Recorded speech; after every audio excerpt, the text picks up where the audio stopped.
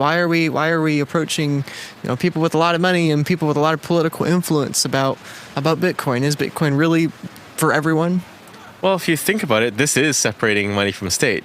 Getting governments to mine Bitcoin or to have a Bitcoin strategy is them willingly separating money from state, because you cannot embrace Bitcoin and still embrace the money printer.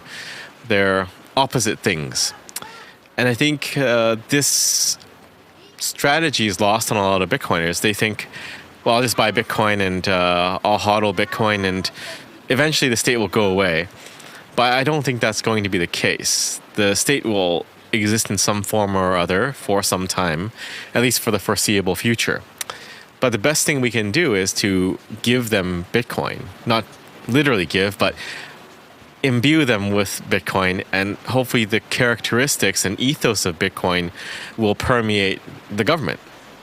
Governments are largely made up of people, and people can be influenced for the better. And I think Bitcoin does change people and make them better human beings overall, lowering their time preference, making them understand the value of property rights. And this is really a way for us to bring about the Bitcoin promised land, or the Bitcoin revolution. Is changing the governments and the people in the governments to be Bitcoiners.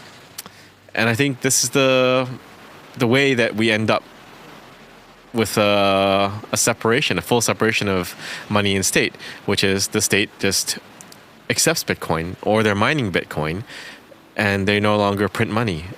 And if they're accepting Bitcoin, they're a part of the Bitcoin network as a peer, just like you or I, and they're no different or special anymore. So necessity is the mother of Bitcoin adoption. The countries that are more likely to do something with Bitcoin are the ones that need it the most. Western countries often are in what they believe to be a decent position, and they're more concerned about protecting what they have than for growing and economic growth and prosperity. Mm-hmm. So it's different perspectives on how they fit into the world today. I would say countries in the global south, specifically in Latin America, they very much want growth. And this is, I think, a driver for El Salvador.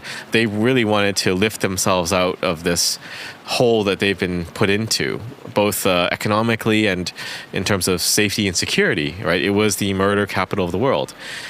And now it's a tourist destination where people bring their families. So they implemented a Bitcoin strategy, I would say, out of necessity, and also for prosperity. So they wanted to get rid of debt, not be bound to the IMF indefinitely. And other countries in LATAM are the same. They want some way out, and they want to become prosperous. So Bitcoin is an avenue for them to achieve that end. Isn't the IMF giving these people loans and investment to help them build and create that growth, right? Well, loan sharks also give out loans, and they'll break your legs if you don't pay the loans back. The IMF just does it nicely, no breaking of legs, but they can change economic policy. They can take away the sovereignty of a country because they can dictate terms because you owe them money. And there is no real way out of this debt spiral that you're stuck borrowing money. You have to service the debt. And unless you have something better, unless you have a money printer of your own, it's really hopeless. Countries like Western countries that have their own currencies and strong currencies they don't need to take the loans, but if they did have loans, they would be able to print their ways out of it. But a lot of countries simply cannot do that.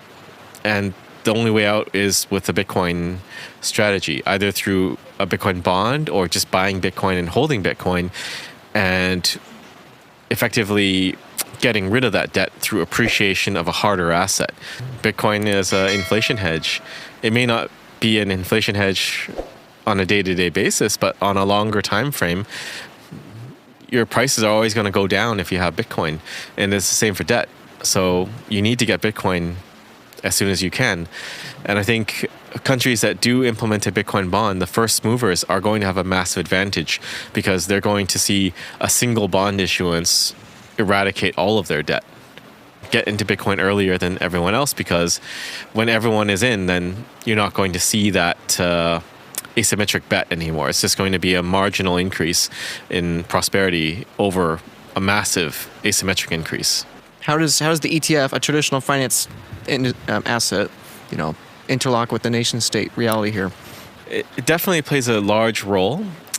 It eliminates a large stigma around Bitcoin, that Bitcoin is used by criminals and drug dealers and terrorists and things like that, because now it's a legitimized asset class. And it begs the question of, is this really a risk asset anymore? If it is a legitimized financial product that anybody can buy into with their traditional stock brokerage, it's something just like gold or any other deemed safe haven asset. And that changes the entire dynamic. It makes it easier for us to engage governments and politicians about Bitcoin, because you can just say this is a ETF now. It's done by BlackRock. And also BlackRock is one of the largest ESG investors on the planet. So them having a Bitcoin ETF also makes Bitcoin de facto ESG compliant. It is risky not to have Bitcoin. A lot of people we've talked to in the past, institutions and fund managers and even some politicians, they say, well, Bitcoin is a risky thing. It's a risk asset. It's volatile. But I think that's just parroting things that have been said before, maybe that were true 10 years ago, but are not true today. And I don't believe you're a diligent risk manager if you're not constantly reassessing risk. The ETFs mean that Bitcoin is a legitimized asset. It's not a risky thing anymore, and it's not something that you have to be scared of. It is just another asset, and now it's one of the fastest growing ETF classes out there that's on track to outpace gold. So any risk manager worth their salt has to have some plan or some allocation to Bitcoin. So there was a large contingent of people that were saying you buy the rumor and sell the news, and I guess they sold the news, and Bitcoin did drop a little bit post-approval. But I think that had less to do with any market dynamics and more to do with GBDC unwinding and their fee structure. So if you're able to look at it objectively, you can see this thing is a success by any metric of any ETF launch or any IPO even. And there's just a market adjustment being done for GBDC's unwinding. And we're still seeing a little bit that now with Genesis getting greenlit to sell some of their GBDC shares. But what people should have been paying attention to was the inflow rate. There's just a massive amount of inflows to the ETFs, regardless of any GBDC unwinding or selling. And if you just do the math, you can see it's 8 to 10 times more than Bitcoin production. And that's just completely unsustainable over any period of time. And the market can be irrational, and Bitcoin price was kind of flat for a while. But then, of course, we saw it spike up in the last week or so to 60K plus. So it just goes to show that if you're paying attention and you're able to objectively analyze the market, you should have seen this coming. So yes, I do feel vindicated. We're headed into the 0.1M range, right? 100K range. Once you're there, if Bitcoin doubles or triples, that's like 300K or 0.3M. And if it doubles again, you're getting really close to 1 million. So we're already pushing up into this very high range area where millions is not crazy. It's actually very attainable. I bumped into Lawrence Lippard at the conference, and he was saying, yeah, I've been thinking a lot about your 1 million prediction, and I'm starting to see it now. It's looking very possible. Because it is very possible. It's just cognitively, it's difficult for us to process what it means for Bitcoin to be $1 million a coin, because that's very far away from where we are now. But if you look at it in terms of multiples, it's not. it's a 10x from 100K.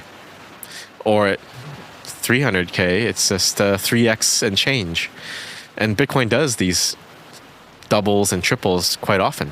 Well, there's a number of factors at play here. Like, we're at 900 coins produced a day. It's going to drop to 450.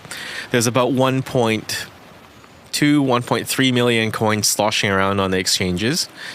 And you have about, I don't know, 6,000 coins demand per day now, per trading day. If you if you look at all the pieces of the puzzle that are laid in front of us, it just shows that there's not a lot of Bitcoin to buy. Nobody's selling. Mm-hmm. Most of us are at the point at which we've reached the conclusion, like, sell for what? If I need a house, maybe I would sell something, but I don't. And a lot of us are very low time preference, so we're not looking for a Lambo or something. We're here for change. And for us, Bitcoin is the end game. It's not about investing in Bitcoin to cash out. So how many sellers are there? I don't really know. Yeah. Some people will sell. They'll probably sell at 100K, but they're going to buy back when it keeps going up to 200K. Maybe some people will sell at 500,000 and they buy back in at 750 because it's still going up. And at the same time, this is all playing out with ETFs. We're working to get nation states onboarded to buy Bitcoin. Nation states are already mining Bitcoin. So 1 million is just an easy target in my view. So what we might actually see is nation state adoption of Bitcoin through ETF buying, because it's so easy for them to do. It's already structured and lined up. They just have to push a button. So we'll see. But we know for a fact that countries do want hard assets. That's why they've been buying gold for the past few decades and accumulating. Except for Canada. We sold all the gold. But countries with some foresight and with some planning are trying to accumulate hard assets. The dollar is not a functional reserve currency anymore because they're just IOUs that anyone can freeze and remove from your possession at any given time. So you're going to see more hard assets being sought out, which will be gold because they know gold. Gold is old. And they're going to go into Bitcoin as Bitcoin becomes more expensive. Because as it becomes more expensive, it becomes more valuable in their eyes. But yeah, people are having that conversation. So besides Bitcoin and gold, what are the assets you think central banks and politicians are going to be pursuing? I think it really is just Bitcoin and gold. Yeah. There's nothing else. Yeah. BRICS wants to make their own currency. Right. But I don't think that will work for the same reasons why the US dollar is not working. Because a currency made by BRICS has to mean that they all trust each other. And that's a very difficult thing to do when the geopolitics of the world is shifting all the time. I just don't think they can maintain a BRICS currency. I would say the biggest challenge is understanding of basic economics and the attitude of protectionism, trying to control the money so you can control the people. Effectively, the governments have to understand that that is not going to work. But the question is, how long will they try it for? So we can take Nigeria as an example. They launched their CBDC, the e-Naira, and originally their website said this is for your convenience, for your security and safety, and it's completely optional. And then you saw that no one was using the e-Naira. And then they started to limit your cash withdrawals from the ATMs.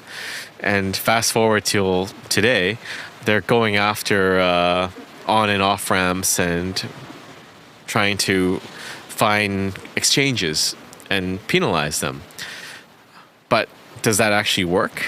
Not really. You can only go so far when you're trying to stop information, but Bitcoin is unstoppable. So the question is, how far are they willing to go? Are they going to put people in jail for having Bitcoin? I think the work we're doing to engage governments is so important because you need to have that Bitcoin ethos imbued in the people that are in the government. Because if they're fearful and they lack Bitcoiner qualities, you get things like authoritarian, totalitarian, fascist decrees and rule. But if you can imagine a government where everyone is a Bitcoiner, people are like you, like Adam Back or Michael Saylor, these people with morals and ethics and are not fearful of everything, I believe we'll have a better world and better governance overall.